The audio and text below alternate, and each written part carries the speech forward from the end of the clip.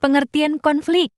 Konflik adalah sebagai suatu proses sosial yang terjadi di antara dua orang ataupun kelompok yang berupaya saling menyingkirkan satu sama lain dengan membuat seseorang atau kelompok lain tidak berdaya. Atau bahkan dengan cara menghancurkan orang atau kelompok lain. Apa itu konflik? Umumnya, konflik akan timbul dari adanya perbedaan yang ada di dalam kehidupan sehari-hari seperti halnya perbedaan budaya, fisik, kepentingan, nilai, kebutuhan, emosi, dan pola-pola perilaku antar individu maupun kelompok yang ada di dalam masyarakat. Perbedaan-perbedaan tersebut b. Konflik antar individu.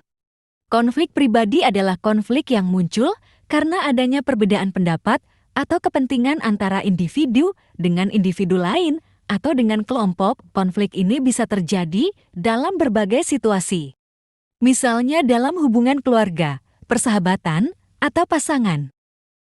Penyebab konflik antar individu. Perbedaan pendapat atau kepentingan. Salah satu penyebab utama konflik pribadi adalah perbedaan pendapat atau kepentingan. Setiap individu tentu memiliki pandangan berbeda tentang hal-hal seperti bagaimana mengelola uang, bagaimana mengatasi masalah, komunikasi yang buruk. Komunikasi yang buruk atau salah paham bisa menjadi sumber masalah dan mengarah pada konflik pribadi. Perasaan yang tidak terungkap. Perasaan seperti iri hati, cemburu, dan kemarahan dapat memicu konflik pribadi jika tidak diterima dan dibicarakan dengan baik. Seseorang mungkin merasa tidak puas dengan hubungan mereka dengan orang lain dan perasaan tersebut dapat memicu konflik. Harapan yang tidak terpenuhi. Konflik pribadi juga bisa muncul jika harapan individu terhadap satu sama lain tidak terpenuhi. Misalnya, jika seseorang berharap untuk memiliki hubungan yang lebih dekat dengan orang lain, tetapi orang lain tidak memiliki harapan yang sama. Latar belakang atau pengalaman hidup yang berbeda.